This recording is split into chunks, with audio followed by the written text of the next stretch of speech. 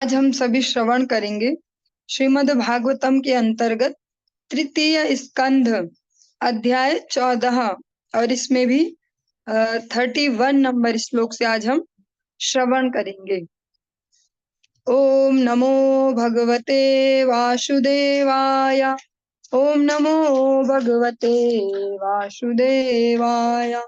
ओम नमो भगवते वासुदेवाय।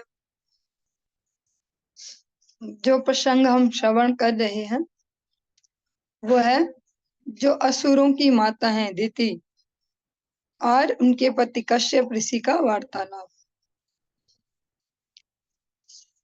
कल हमने श्रवण किया कि जो दिति हैं वे जो अपनी और जो सौतन जिनको कह सकते अपने पति की अन्य पत्नियां उनके ऐश्वर्य को देखकर ईर्ष्या भाव से अपने पति से संतान कामना करती हैं कि मेरे भी ऐसे पुत्र हों, जैसे देखो इनके ऐश्वर्य को, मेरा भी ऐसा ऐश्वर्य होना चाहिए। लेकिन जो वो समय था वो गर्भाधान के लिए बिल्कुल भी उपयुक्त नहीं था। संध्या की वेला थी। कश्यप ऋषि उन्हें अनेक प्रकार से समझाने का प्रयास करते हैं कि ये जो समय है इसमें तो जो भोलेनाथ हैं, जो भगवान शिव हैं, वे विचरण करते अपने गणों के साथ, और जो भी भगवत आराधना के अतिरिक्त जो अन्य अन्य जो कार्य किए जाते हैं उनको उसी प्रकार के रिजल्ट देते हैं।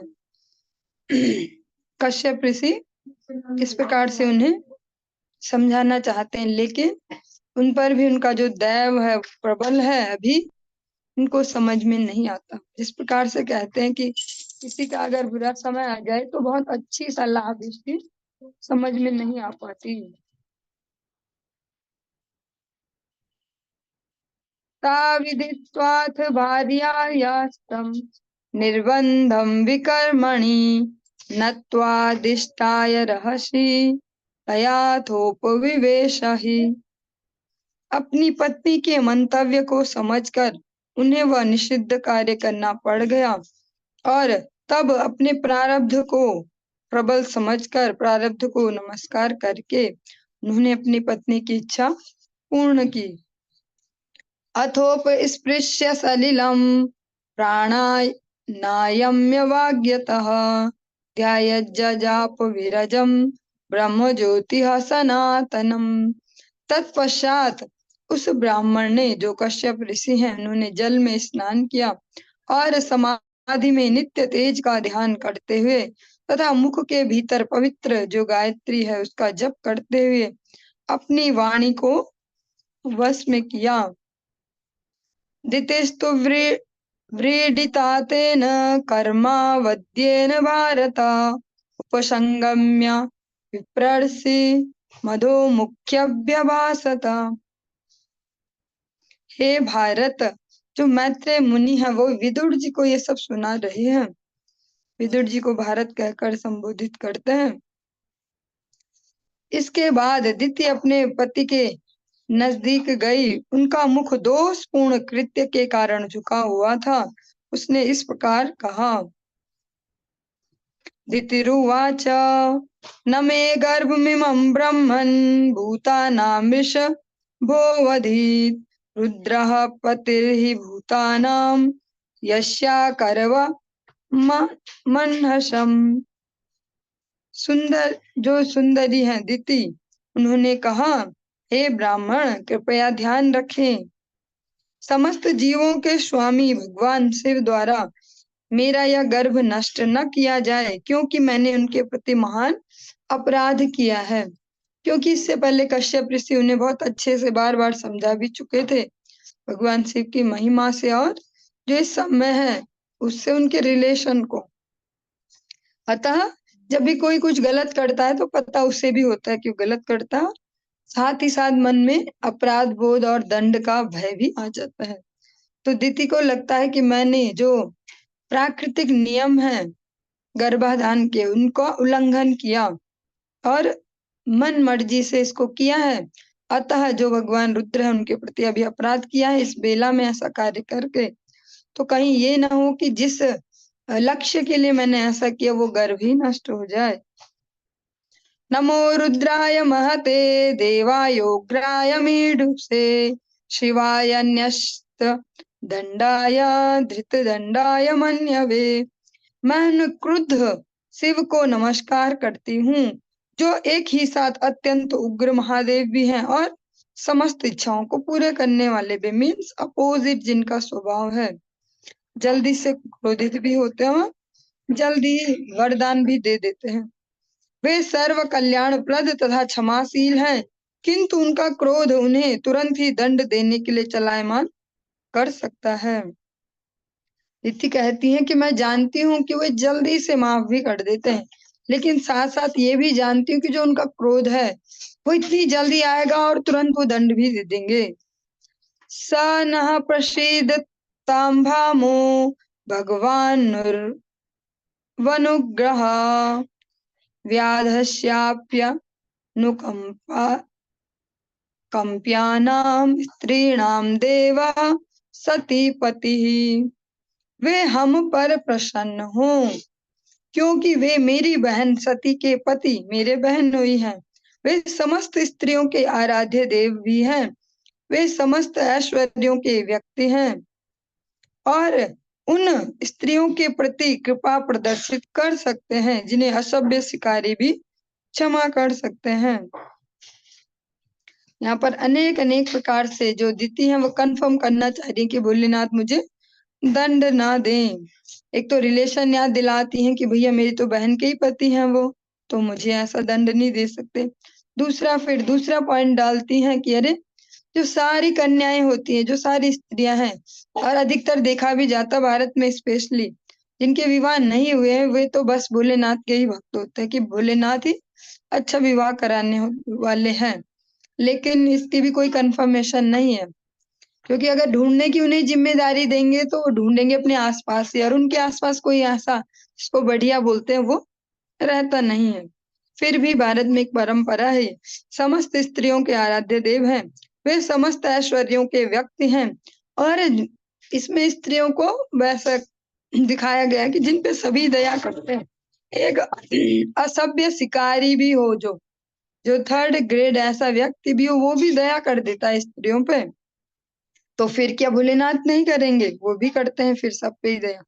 मैत्रेय उवाच स्वसर्गस्याशिषं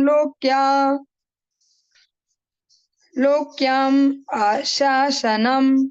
आशासानं प्रवेपतिम् निर्वृत्त संध्या नियमो भार्यामाह प्रजापतिः। श्री मैत्रेय मुनि ने कहा, तब कश्यप ऋषि ने अपनी पत्नी को संबोधित किया, जो इस भय से कांप रही थी कि उसके पति का अपमान हुआ है। वह समझ गई कि उन्हें संध्याकालीन प्रार्थना करने के नैतिक जो कर्म है उससे विरत होना पड़ा है। फिर भी वह संसार में अपनी संतानों का कल्याण चाहती थी, और जब भी व्यक्ति किसी भी एक इमोशंस में एक्स्ट्रा चलता है, एक्स्ट्रा बह जा रहा हो, तो उसका जो ओवरऑल जो बोल सकते हैं बुद्धि योग है वो डंप हो जाता है उस समय। तो अब उसके बाद जब एक भावना का वेग अब शांत हो गया है, तो दीदी समझ पा रही है और भयभीत है, वैसे कांप रही है। वो समझ पा रही है उस सीन के सेंसिटिविटी को कि ये तो मेरे पतिदेव का संध्या वंदन का समय था, आराधना का समय था, और मेरे कारण उसमें विघ्न पड़ा। मैंने ठीक विघ्न ही नहीं पड़ा, ठीक विपरीत कार्य में उनको संलग्न किया। अतः वो उनके पास जाकर क्षमा मांगने के लिए प्रस्तुत है, जिससे उनके जो संतानें हैं, जो वो चाह रही है कि मेरी संतानें हो, उनका भी कल्याण हो। कश्यप उवाच अप्रायत्यात्मनस्ते दोषान् मुहूर्ति कादुतः मन्निदेशातिचारेण देवानां चाति हेलनात्।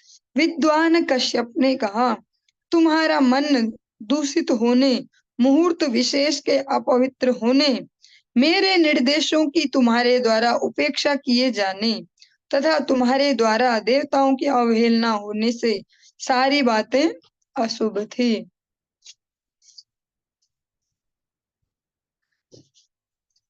जो कश्यप मुनि है, कश्यप ऋषि हैं, वे कहते हैं, एक तो जो तुम्हारा मन था वो भी दूषित था, मात्सर्य दोष से दूषित था, ईर्ष्या से ये कार्य किया जा रहा था, और जो वो समय था वो भी अपवित्र था। जैसे अभी भी भारत देश में वैदिक इसमें मुहूर्त देखा जाता है, किसके लिए ये सही होगा, ये वाला समय सही होगा। तो कश्यप ऋषि कहते हैं कि वो मुहूर्त विशेष जो था वो भी अपवित्र था, और मेरे समझाने पर भी तुम्हें समझ में नहीं आया, तुमने जो मेरे निर्देश है उनकी उपेक्षा की। तुम्हारे द्वारा देवताओं की अवहेलना होने से सारी बातें अशुभ थी, और तुमने समस्त जो देवगण है उनकी भी अवहेलना की।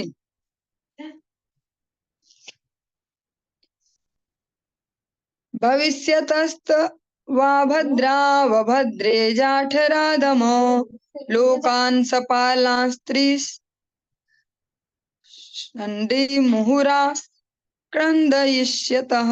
हे अभिमानी स्त्री, तुम्हारे निंदित गर्भ से दो अभद्र पुत्र उत्पन्न होंगे। अरे अभागिन, वे तीनों लोकों के लिए निरंतर शोक का कारण बनेंगे। तो इस प्रकार से बहुत ही सेंसिटिव मैटर है जो संतान उत्पत्ति का।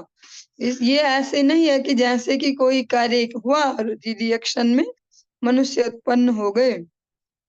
जिनके वो संतानों को धारण कर रही है अदिति, वो पिता ही उनको जन्म से पहले ही श्राप दे रहे हैं। तो उनका फिर जो भाग्य वो कैसा होने वाला है।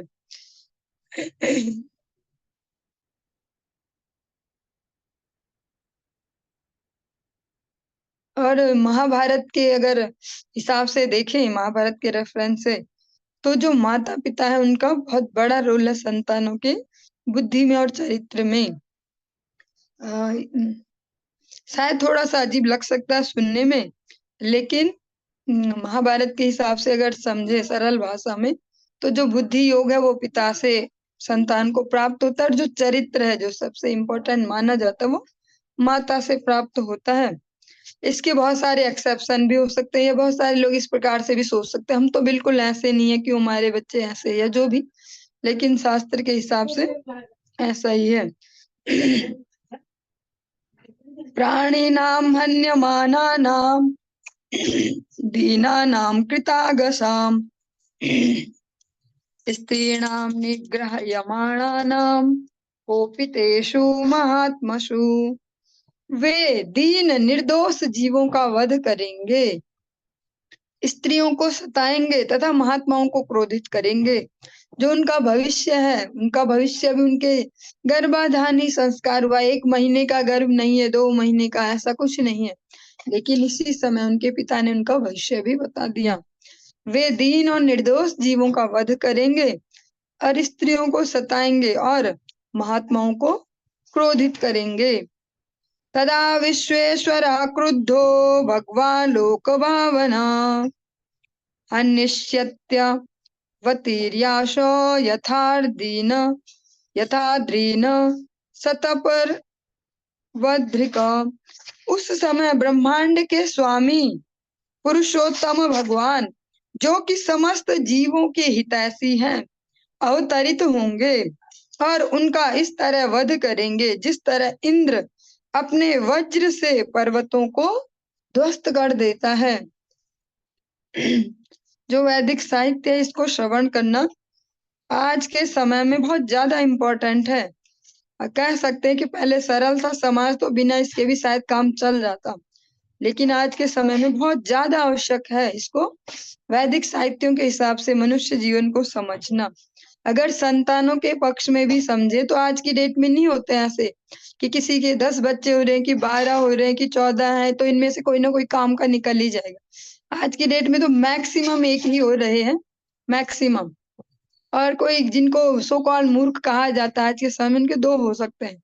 लेकिन ऐसे समय में जब क्वांटिटी वर्क नहीं है तो क्वालिटी पे अवश्य फोकस करना पड़ेगा, और वो वैदिक साहित्य ही किसी को भी सही सलाह दे सकते हैं। यहाँ पर जो बच्चे अभी अभी गर्भ में प्रवेश किया है, जिन्होंने 1 घंटा जिनको गर्भ में प्रवेश किया हुआ होगा, उनके पिता ने अभी उनकी मृत्यु भी बता दी है। किस प्रकार से इनका कैसा जीवन होने वाला है।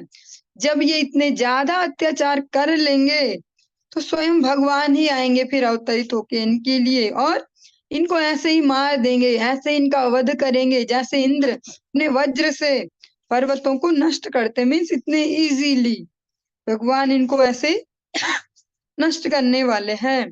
दितिरुवाच वदं भगवता साक्षात् सुनाबो बोधार बाहुना आसासे पुत्र योर्मह्यम माँ क्रुद्धाद ब्रह्मणात् प्रभो। अब जो दिति है, अब उनका दिमाग काम करने लग गया है। अब बड़े एक्टिवली दिमाग चल रहा है, जब चलना चाहिए था तब नहीं चला। दिति ने कहा, यह तो अति उत्तम है कि मेरे पुत्र श्री भगवान के द्वारा उनके सुदर्शन चक्र से उदारता पूर्वक मारे जाएंगे। अब हम सोचेंगे कैसी माँ है ये, कैसे बोल रही है, लेकिन वो भी तो सब जानती है, ऋषि की पत्नी है। बस उसको जो जानती है उसको मिस यूज करती है, गलत डायरेक्शन में यूज करते हैं। तो अब वो प्रसन्न हो गई, अब उन्हें भी धैर्य आ गया है कि चलो भगवान द्वारा मारे जाएंगे, भगवान के सुदर्शन से उदारता पूर्वक, क्योंकि भगवान क्रोधित होकर वध नहीं करते हैं, भगवान कभी भी क्रुद्ध वाली उस फॉर्म में नहीं होते हैं। भगवान उदारता से उनको मारेंगे। हे मेरे पति, वे ब्राह्मण भक्तों के क्रोध से कभी न मारे जाएं। वे अपने पति से कंफर्म करवाना चाहती हैं कि जो मेरे बच्चे हैं, जो मेरे पुत्र होंगे, ये तो बहुत बढ़िया कि भगवान के सुदर्शन से मारे जाएंगे भगवान की दया से, लेकिन मैं ये कंफर्म करना चाहती हूँ कि वे कभी भी जो ब्राह्मण होंगे आचरणशील ब्राह्मण और जो भक्त होंगे आचरणशील भक्त, उनके गुस्से से ना मारे जाएं कभी भी। न ब्रह्मदंड दग्धस्य न भूत भय दस्य च नारकाश्चानुगृह्णन्ति याम याम योनिमशो गतः। जो व्यक्ति ब्राह्मण द्वारा तिरस्कृत किया जाता है या जो अन्य जीवों के लिए सदैव भयप्रद बना रहता है, उसका पक्ष न तो पहले से नरक में रहने वालों द्वारा, न ही उन योनियों में रहने वालों द्वारा लिया जाता है जिनमें वह जन्म लेता है। इसको थोड़ा सा दोबारा से धीरे धीरे और ध्यान से श्रवण करेंगे। जो व्यक्ति ब्राह्मण द्वारा तिरस्कृत किया जाता है या जो अन्य जीवों के लिए सदैव भयप्रद बना रहता है, जो हमेशा दूसरों को, इसको अगर हम आज की डेट में प्रैक्टिकली अप्लाई करना चाहें इन शब्दों को, तो जो आचरणशील ब्राह्मण है, जो सच में ही जिनकी चर्या में ब्रह्म विद्यमान है, जो आचरणशील भक्त हैं, जो उनके द्वारा उपेक्षित किया जाता है कि अब कुछ नहीं हो सकता इसका, और जो अन्य जीवों के लिए हमेशा भयप्रद बने रहते हैं। ये जो लाइन है थोड़ी सी, इसको बहुत अलग अलग एंगल से इसको देखा जा सकता है। और अगर हम लोग अपने शोधन में या आत्म संशोधन में इसको यूज करना चाहें दूसरों पे कमेंट करने की बजाय, तो इसमें ये समझ सकते हैं कि अगर हमारा भी जीवन ऐसा है कि हम बहुत सारे लोगों के लिए भय देने वाले हैं, और इस भय के भी अलग अलग पैरामीटर होंगे। एक भय तो जो टीचर होता है, जो ट्रेनर होता है, उससे भी भय होता है, वो वाला भय यहाँ पर नहीं है, क्योंकि वो भय तो हमारे मंगल के लिए होता है। यहाँ पर भय है जो अलग अलग प्रकार से क्लेश देते हैं अन्यों को।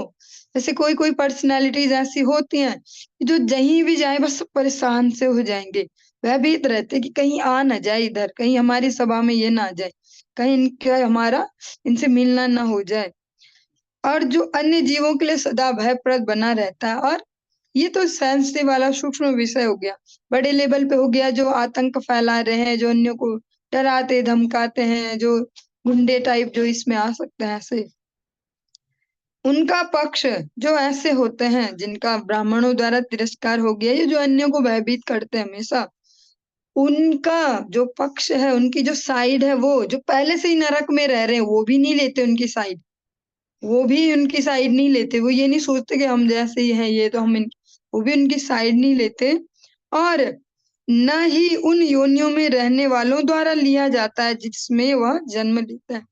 और जहां वो जन्म लेगा, नेक्स्ट जो बर्थ होने वाला है उसका, वहां भी उसको ऐसी योनि में जन्म दिया जाएगा, ऐसी स्पीसीज में उसको जन्म दिया जाएगा जहां अपने ही जैसे वालों पे भी दया नहीं की जाती है। और इसके जो एक्सप्लेनेशन, इसमें एक सुंदर सा एग्जाम्पल दिया गया है।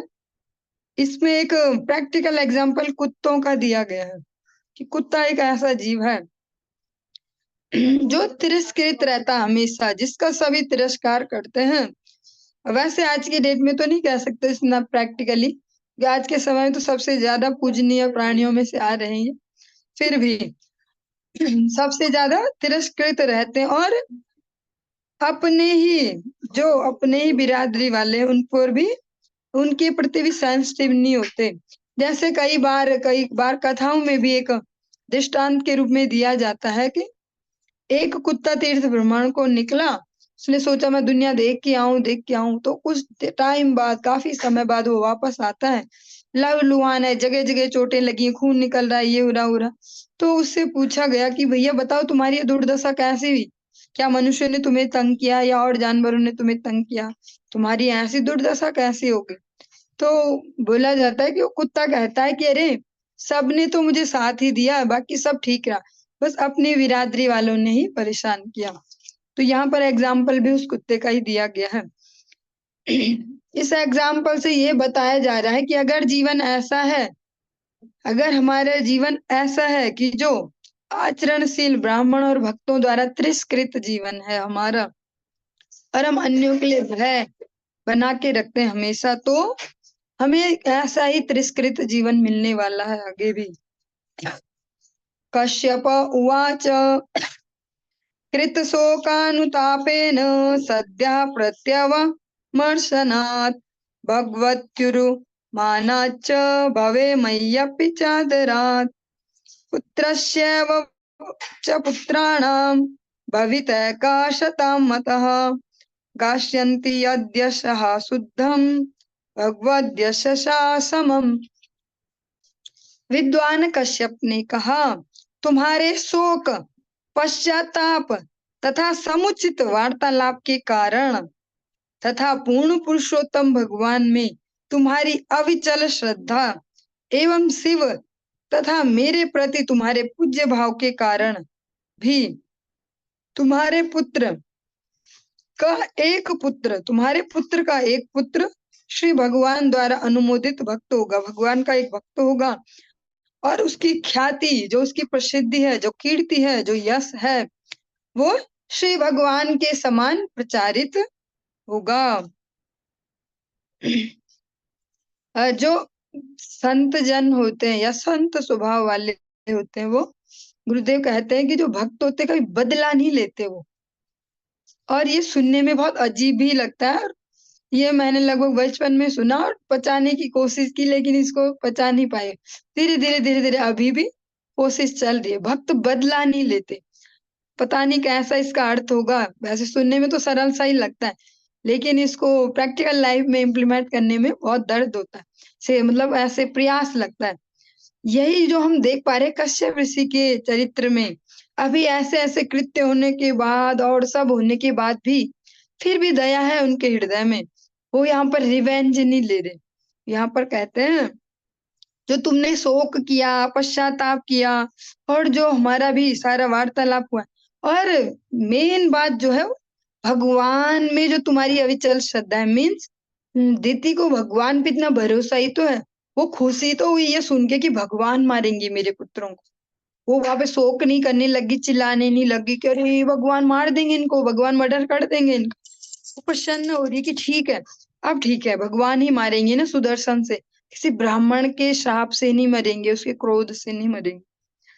तो और भगवान के प्रति जो तुम्हारी श्रद्धा है, और भोलेनाथ और मेरे प्रति जो तुम्हारा पूज्य भाव है, जो तुम हमको आदर दे रही हो, इसकी वजह से जो एक भक्त को आदर दे रही हो, वैष्णव को आदर दे रही हो, भगवान के जो शुद्ध भक्त है, उसके कारण क्या होगा, जो तुम्हारी इतनी बड़ी भूल है इसमें से भी कुछ पॉजिटिव निकाल लेंगे हम। वो पॉजिटिव क्या होगा कि तुम्हारे इसी वंश में तुम्हारे पुत्रों का तो हो गया, यही होगा, लेकिन एक पुत्र का पुत्र भगवान का भक्त होगा। और ऐसा वैसा भक्त भी नहीं होगा कि चलो बस 4 नियम पालन 16 माला करते हैं और हो गई भक्ति। वो ऐसा भक्त होगा जो भगवान के जैसा, जिसका यश सारे लोकों में फैलने वाला है। साथ साथ उन्हें ये आशीर्वाद भी उन्होंने प्रदान कर दिया। जो भक्तों का क्रोध होता है वो भी मंगलप्रद ही होता है। भक्तों का क्रोध भी नुकसान देने वाला कभी नहीं है। हम इतिहास में अगर ढूंढे ऐसे ऐसी कथाएं जहां पर श्राप दिया कुछ भक्तों ने, तो उसके लास्ट में रिजल्ट भी बहुत मंगलप्रद है। नारद जी ने अगर जो कुबेर के पुत्र थे उनको श्राप दिया कि जाओ तुम पेड़ बन जाओ, तुम ऐसे नग्न अवस्था में यहाँ जल में स्त्रियों के साथ यहाँ रमण कर रहे हो, मुझे देख के भी तुम्हें शर्म नहीं आ रही, तुम कपड़े नहीं पहन रहे, तुम फिर भी असभ्य वाणी में मुझसे बात कर रहे हो, जाओ तुम ऐसे नंगे रहने का शौक है ना तो पेड़ बन जाओ, पेड़ हमेशा नंगा ही रहता, तुम ऐसे ही रहो। लेकिन जब वो क्षमा मांगते हैं तो उनके लिए वही जो श्राप है वो वरदान बन गया। साथ में नारद जी ने फट से एक स्पेशल कंडीशन भी लगा दी, पेड़ तो बनोगे, चलो कष्ट भोगोगे पेड़ वाले, लेकिन इसमें मैं एक स्पेशल तुम्हें जो ऑफर है, जो आशीर्वाद है वो क्या दे सकता हूँ, पेड़ भी भगवान के घर के बनोगे और भगवान ही तुम्हारा उद्धार करेंगे। तो जो संत होते हैं, जो भक्त होते हैं, उनका जो क्रोध है वो भी हमारे लिए मंगलप्रद ही है। अनेक अनेक भक्त कभी कभी शिकायत करते हैं कि वो वाले ऐसे करते हैं, वो प्रभु जी ऐसे हैं, वो ऐसे करते हैं, वो महाराज जी ऐसे, कोई गुस्सा करते, कोई ऐसे। लेकिन जो आचरणशील भक्त है उनका क्रोध भी हमारे मंगल में ही काम आएगा।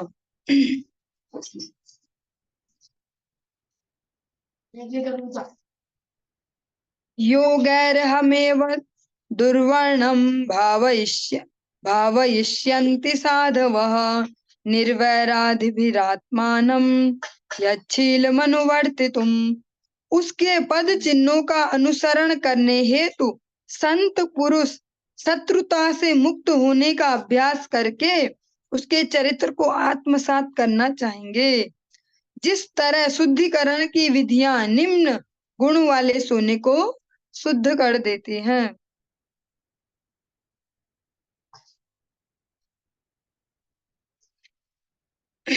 ये भी बहुत सेंसिटिव श्लोक है, जो हम अभी एक लाइन श्रवण की हमने कि भक्त बदला नहीं लेते कभी।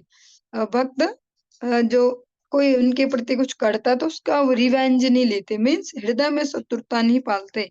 एक तो हो गया साथ साथ और आराम से सही शब्दों का यूज करके अपनी बात रख दे, एक हो गया मन में बिठा ले और रिवेंज लेने के मौके ढूंढे अलग अलग प्रकार से। जैसे कई बार देखा भी जाता है, कोई कभी किसी की भावनाओं को हर्ट कर दे तो आज के युग में तो स्टेटस या जो देखा जाता है कि अलग अलग प्रकार से अपने भावों को दिखाते हैं, अलग अलग प्रकार के ढूंढ ढूंढ के ऐसे ऐसे वो ला ला के पोस्टर्स और लगाते रहेंगे कैसे बदले के लिए। लेकिन यहाँ पर प्रहलाद महाराज का एग्जाम्पल दिया गया है, जो जिनके पद चिन्हों का अनुसरण करते हुए, जिनके चरित्र को देखते हुए, चरित्र की महानता को देखते हुए जो संत पुरुष होंगे वे भी क्या प्रैक्टिस करेंगे, अन्यों से जो शत्रुता है उसको माफ करने का या उनको क्षमा करने की प्रैक्टिस करेंगे।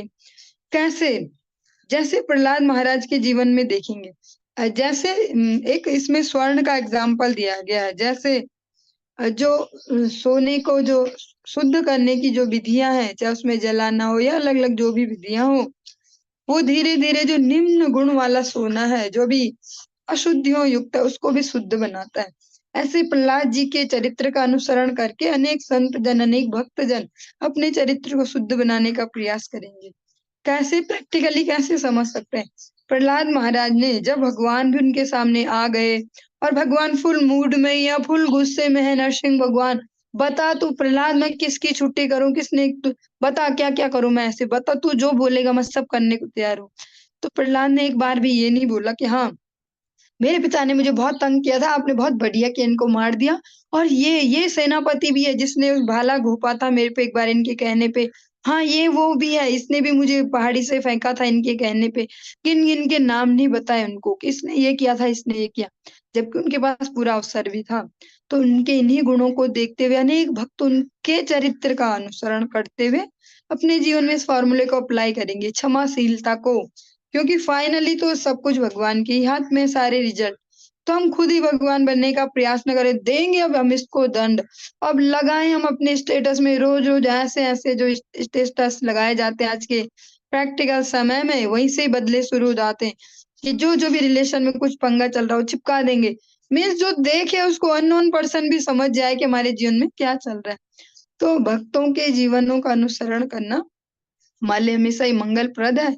हम इस जो अधम सा मनुष्य जीवन हमारा चल रहा है इसको भी श्रेष्ठता की ओर अग्रसर कर सकते हैं।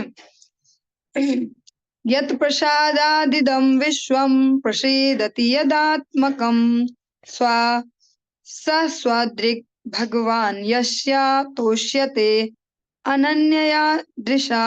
हर व्यक्ति उनसे प्रसन्न रहेगा क्योंकि ब्रह्मांड की परम नियंता श्री भगवान सदैव ऐसे भक्त से तुष्ट रहते हैं जो उनके अतिरिक्त और किसी वस्तु की इच्छा नहीं करता।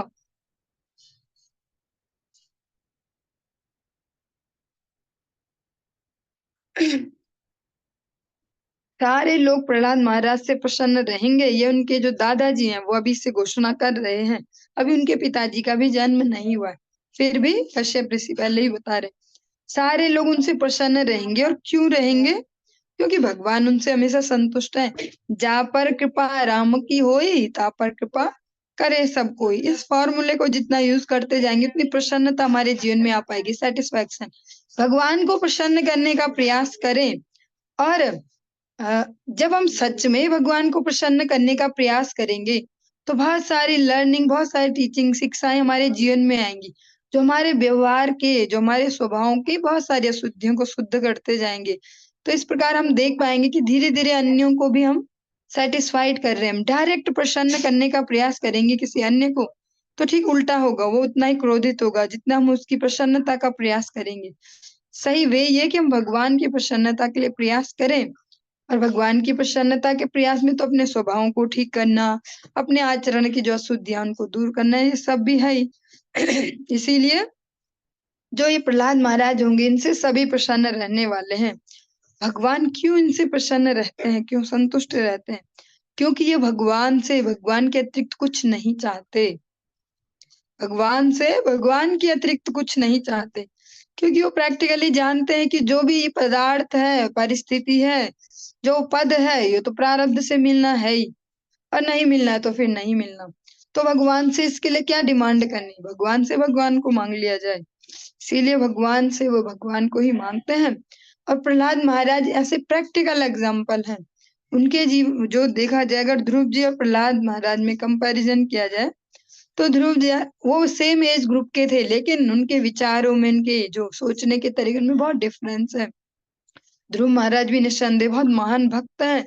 मृत्यु पर भी जिन्होंने विजय प्राप्त कर ली, मृत्यु के सिर पे पैर रख के शरीर भगवत उच्च लोक को गए। लेकिन प्रहलाद महाराज शुद्ध भक्ति का एक एग्जाम्पल है।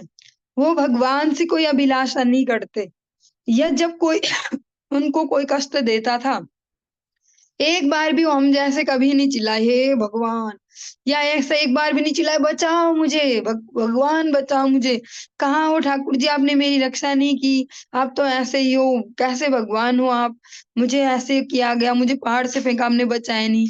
कभी भगवान से शिकायत नहीं की और कभी डिमांड नहीं की क्या मुझे बचाओ, कभी चिल्लाए नहीं मुझे बचाओ।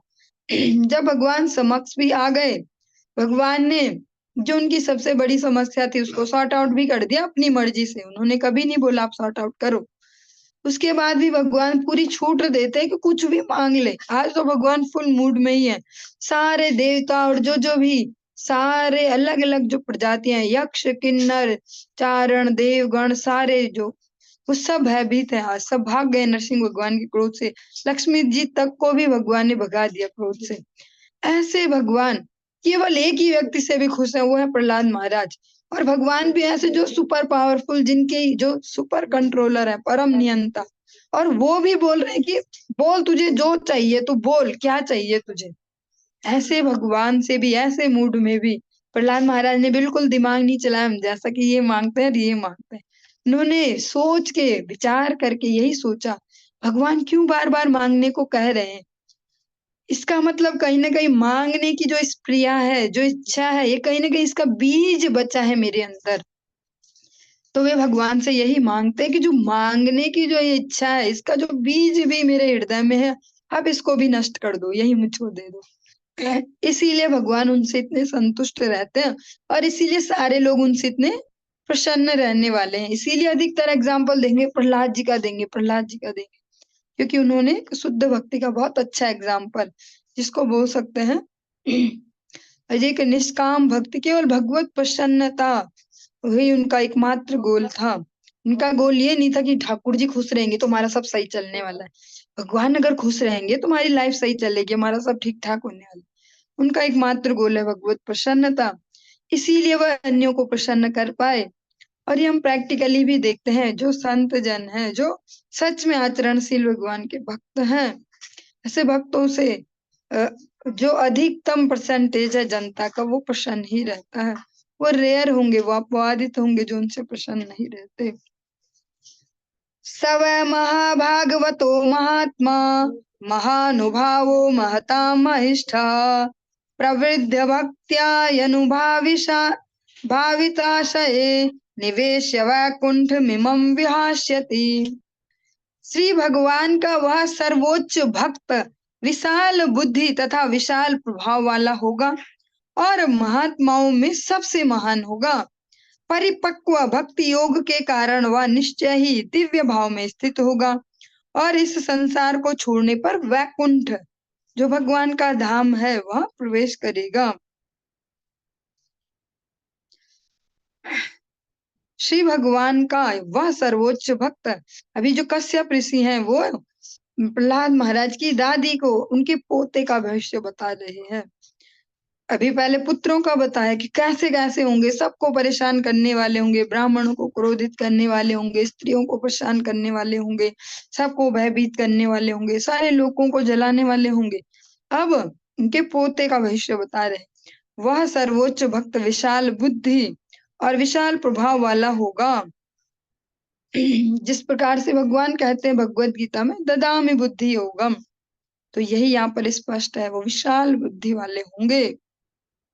एक विवेकी बुद्धि, एक क्लेवर माइंडेड या वो चतुर वाला जिसको बोलते चालाक होना, या ऐसे लोकल भाषा में बोलते सियाना होना, वो वाले विशाल बुद्धि नहीं होगी उनकी। उनकी विशाल बुद्धि होगी धीर गंभीर, जो सबके हित में चला पाए उस बुद्धि को और अपने परम लक्ष्य की ओर हमेशा फोकस्ड रह पाए, ऐसी विशाल बुद्धि तथा विशाल प्रभाव वाला होगा। और जो इनका प्रभाव होगा वो भी बहुत बड़ा होने वाला सारे जनमानस पे। और महात्माओं में सबसे महान होगा, ये लाइन थोड़ी इसी अजीब सी नहीं है, दोबारा सुनेंगे तो। महात्माओं में सबसे महान होगा, जबकि सभी जानते प्रहलाद महाराज तो गृहस्थ आश्रम में, तो ऐसा शब्द क्यों यूज किया जा रहा है? और वो भी कश्यप ऋषि कह रहे हैं महात्माओं में सबसे महान होगा, क्योंकि जो भक्ति है वो किसी आश्रम किसी वर्ण इस पर डिपेंड नहीं करती है। अनेक अनेक एग्जाम्पल है। हरिदास ठाकुर एक यवन कुल में जन्म लेते, वो बहुत अच्छे ब्राह्मण कुल में जन्म नहीं ले रहे हैं, वे तो सारे वर्णों से बाहर की जो व्यवस्था है जिसको अंत्यज अस्पृश्य माना जाता, वहां उनका जन्म हुआ है। और कोई यहाँ पर आश्रमों को भी, भक्ति आश्रमों पे भी डिपेंड नहीं करती। जिस प्रकार से महाप्रभु स्वयं ही कहते हैं कि वह विप्र किवा न्यासी शूद्र के ने नए जय कृष्ण तत्ववेत्ता से गुरु है। महाप्रभु के अनेक अनेक भक्त हैं। स्वयं नित्यानंद प्रभु को महाप्रभु स्वयं ग्रस्त में प्रवेश कराते 60 वर्ष की आयु। और अद्वैताचार्य या गदाधर नहीं श्रीवास पंडित, अनेक अनेक भक्तों के हम जीवन को सुनते हैं। शिवानंद सेन, आपने अनेक अनेक भक्तों के चरित्र श्रवण किए थे महाप्रभु के, उन सब में हम श्रवण करते हैं। बहुत सारे भक्त गृहस्थ आश्रम में हैं, लेकिन उनको इस प्रकार से नहीं कहा जाता तो गृहस्थी है ऐसे, क्योंकि जो भक्ति है वो किसी आश्रम और वर्ण पे डिपेंड नहीं करती। इसीलिए यहाँ पर प्रहलाद महाराज को कहा गया महात्माओं में सबसे महान होगा। भक्ति के लिए जो प्रधान जो कह सकते हैं जो सबसे बड़ी योग्यता है वो क्या है? गुरु निष्ठा। एक भगवद भक्त जो है ऐसे गुरुदेव के चरणों में जिनकी निष्ठा हो, जिनकी प्रसन्नता के कार्यों में वो तत्पर हो, गुरुदेव की प्रसन्नता है जिनका मनोभीष्ट हो। जैसे हमने श्रवण किया था नित्य लीला श्री भक्ति हृदय वन देव गोस्वामी महाराज जी के चरित्र में, जो जगत गुरु श्रील भक्त सिद्धांत सरस्वती ठाकुर प्रभुपाद के आश्रित जन है, वो उनसे पहली ही मीटिंग में जब उनसे प्रभुपाद पूछते हैं आपको क्या चाहिए, आपका गोल क्या है, वे तुरंत बोलते हैं आपनार प्रसन्नता, आपकी प्रसन्नता ही मेरा लक्ष्य है। तो इस प्रकार का भाव एक भक्तों का होता है, वो कोई आश्रम और वर्ण पर निर्भर नहीं करता।